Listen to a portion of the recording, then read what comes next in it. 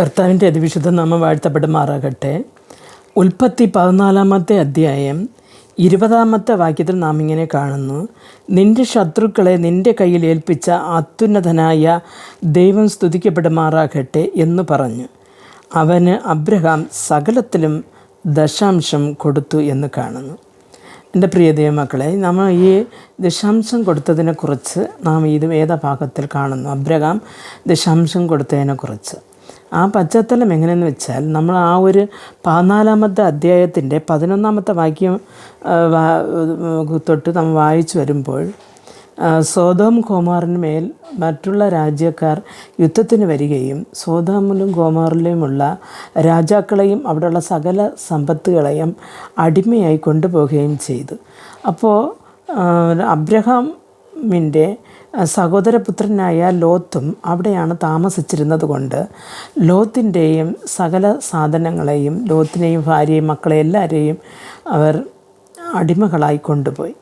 ഇതറിഞ്ഞ അബ്രഹാം തൻ്റെ വീട്ടിലുണ്ടായിരുന്ന യുദ്ധവീരന്മാരായ ബാല്യക്കാരെയും കൂട്ടി അവർക്ക് നേരെ യുദ്ധത്തിന് ചെന്ന് ലോത്തിനെയും ലോത്തിനുള്ള സകലത്തെയും മടക്കി പിടിച്ചതിന് ശേഷം വരുന്ന വഴിക്ക് ഈ മെൽക്കിസദേക്ക് എന്ന് പറയുന്ന ഒരു ശാലേമിൻ്റെ രാജാവും പ്രവാചകനുമായിരുന്ന പുരോഹിതനുമായിരുന്ന മെൽക്കിസദേക്ക് എന്ന് പറയുന്ന ആ ഒരു പുരോഹിതൻ ഇവിടെ അബ്രഹാമിനെ എതിരേൽപ്പാൻ വന്നു. അപ്പോൾ അപ്പവും മുന്തിരിച്ചാറും വീഞ്ഞും കൊണ്ടുവന്ന് കൊടുത്തു. അപ്പോൾ അപ്പവും വീഞ്ഞും ഇവർക്ക് കൊടുത്ത് അവർ കഴിച്ചതിന് ശേഷം അബ്രഹാമിനെ ആ പുരോഹിതനും രാജാവുമായിരുന്ന മെൽക്കിസദേക്ക് അനുഗ്രഹിക്കുകയാണ്. അനുഗ്രഹിച്ച് പറഞ്ഞപ്പോഴുള്ള വാക്കാണിത്: നിൻ്റെ ശത്രുക്കളെ നിൻ്റെ കയ്യിൽ ഏൽപ്പിച്ച അത്യുന്നതനായ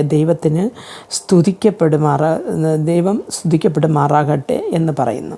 അപ്പോൾ ഈ അബ്രഹാമാണെങ്കിൽ തനിക്കുള്ളതിലെല്ലാത്തിലും ഈ മെൽക്കിസദേക്കിന് ദശാംശം കൊടുത്തു എന്ന് കാണുന്നു. എൻ്റെ പ്രിയ ദൈവമക്കളെ, കർത്താവ് നമുക്ക് തരുന്നതിൽ ദശാംശം കൊടുക്കണമെന്ന് ബൈബിൾ ഒരിടത്തല്ല പലയിടങ്ങളിലും അതിനെക്കുറിച്ച് പറയുന്നുണ്ട്. അപ്പോൾ നമുക്ക് കിട്ടുന്നതിൽ ദശാംശം കൊടുക്കുന്നു എന്ന് പ്രത്യേകിച്ച് നമ്മെ തന്നെ ശോധന ചെയ്ത് അറിയേണ്ടത് അത്യാവശ്യമാണ്. എന്ന് പറഞ്ഞാൽ ഒരു വചനം പറയുന്നു: കർത്താവെ, ഞങ്ങൾ നിന്നിൽ നിന്ന് വാങ്ങി ഞങ്ങൾ നിനക്ക് തരുന്നതേ ഉള്ളൂ എന്നൊരു വചനം ഉണ്ട്. അപ്പോൾ നമുക്ക് എന്ത് കിട്ടിയാലും അത് കർത്താവ് നമുക്ക് തരുന്നതാണ്. ഞാനൊരിക്കൽ ഒരു സഹോദരിയോട്, അവർക്ക് ഗവൺമെൻറ്റിൽ നിന്നൊരു 10,000 രൂപ കിട്ടി. അപ്പോൾ ഞാൻ അവരോട് പറഞ്ഞു, ചേച്ചി, ഇതിൽ ഒരു 1000 രൂപ ദൈവസന്നിധിയിൽ കൊടുക്കേണ്ടതാണ്. എന്തെന്ന് പറഞ്ഞാൽ അർഹതയില്ലാത്ത ഒരു പൈസയാണ് കർത്താവ് ചേച്ചിയുടെ കരങ്ങൾ തന്നിരിക്കുന്നു എന്ന്. അപ്പോൾ ആ ചേച്ചി എന്നോട് പറഞ്ഞൊരു കാര്യം: എടി, ഞാൻ 1000 രൂപ കൊടുത്ത പിന്നെ എനിക്ക് 9,000 രൂപയല്ലേ ഉള്ളൂ. പിന്നെ എന്തായാലും ദൈവം വാങ്ങി തന്നതിന് ഒരു നന്ദി പറയണം, അതിന് ഞാൻ 100 രൂപ കാണിക്കയിടും എന്ന് എന്നോട് പറഞ്ഞു. അപ്പോൾ യഥാർത്ഥം അവർക്ക് ആ വചനത്തെക്കുറിച്ച് അറിയത്തില്ല. അതാണ് സത്യം. എൻ്റെ പ്രിയ ദൈവമക്കളെ, ബൈബിൾ നാം മലാക്കി പുസ്തകത്തിൽ വായിക്കുമ്പോഴും മലാക്കിയിലും ദശാംശത്തെക്കുറിച്ച് പറയുന്നുണ്ട്. നിങ്ങളെനിക്ക് കൊടുക്കും, ഞാൻ ആകാശത്തിൻ്റെ കിളിവാതിൽ തുറന്ന് മതിയാവോളം ഞാൻ നിങ്ങളെ അനുഗ്രഹിക്കാമെന്ന് അവിടെ ഒരു വചനമുണ്ട്.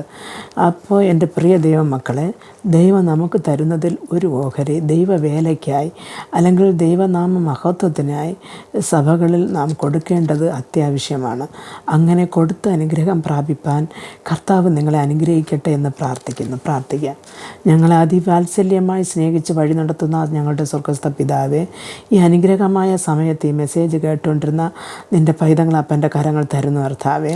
അപ്പോൾ നീ തരുന്നതിൽ നിന്ന് അങ്ങേക്ക് ഞങ്ങൾ ദശാംശം കൊടുക്കേണ്ടതാണ് എന്നുള്ള ഒരു അറിവ് നിൻ്റെ മക്കൾക്ക് നീ കൊടുക്കണം കർത്താവേ. നീ ഞങ്ങൾക്ക് കർത്താവ് വേണ്ടുവോളം അനുഗ്രഹങ്ങൾ തരുമ്പോൾ നിൻ്റെ വേല ഈ ലോകത്ത് നടക്കുവാൻ കർത്താവെ സമ്പത്ത് ആവശ്യമാണ്.